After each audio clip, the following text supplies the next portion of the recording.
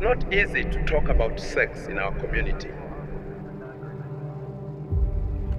Even harder to talk about condoms.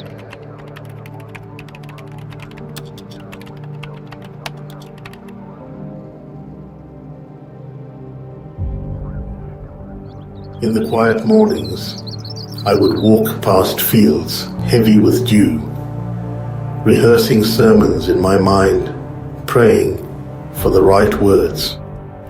But nothing prepared me for the silence that settled over our village as illness spread.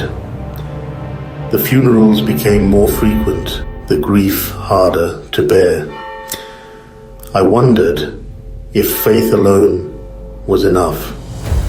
Could we save souls and lives if only we dared to address HIV/AIDS boldly? Tradition weighed on us, but change was knocking at our church doors.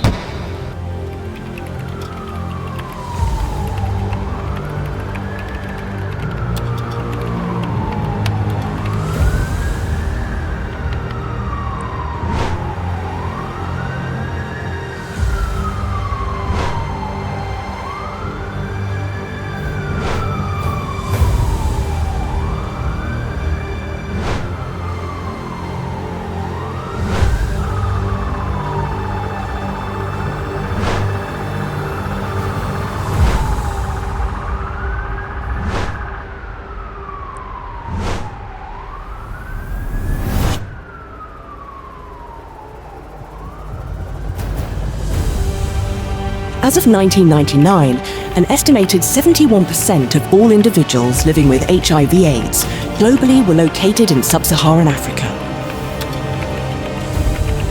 This stark figure underscores the region's disproportionate burden in the global HIV/AIDS epidemic. Projections for 2010 showed that 80% of 15-year-olds would die before age 60. Without significant intervention, out of every 1,000 15-year-olds, 800 would die before reaching age 60. By the year 2000, an estimated 40% of all adult deaths in South Africa were due to AIDS, fundamentally altering the country's mortality profile. Antiretroviral treatment was only made publicly available in November 2003, years after the epidemic had taken hold, contributing to hundreds of thousands of preventable deaths. Between 2000 and 2005, HIV/AIDS-related stigma significantly hindered individuals from accessing HIV testing, disclosing their status and adhering to treatment, thereby impeding public health efforts. Every week, more empty chairs appeared in my classroom. We weren't losing students to graduation or new opportunities, but to a disease we could barely bring ourselves to name. I remember Mary. She wanted to be a lawyer, the brightest in my class. Then suddenly, her desk was empty. Her grandmother came quietly to collect her books. That's how it was. No discussion, only silence and sorrow. I became a teacher to build futures, but I was forced to watch those futures slip away one by one.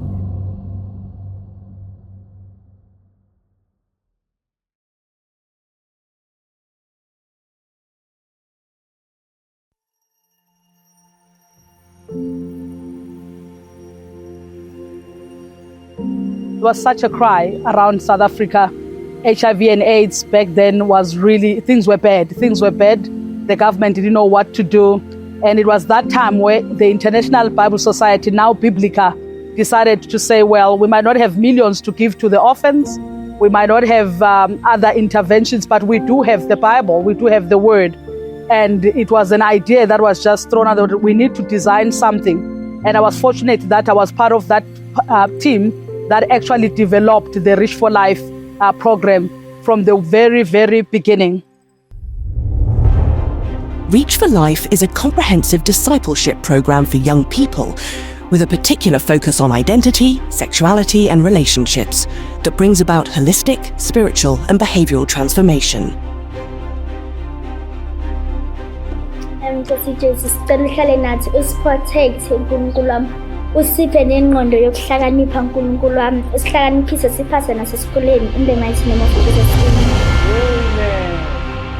Reach for Life comprises 4 life journeys with 10 lessons in each. It's built to spark transformation right where life hits hardest. It works best in a small group context. And it promotes Bible reading, addressing real-life issues. The Reach for Life Bible is exactly that. It contains the full New Testament Bible. It's packed with stories and lessons that lead youth to Christ, build self-belief, and equip them with life skills to face today's challenges. The 4 journeys are believe, live, grow, and change.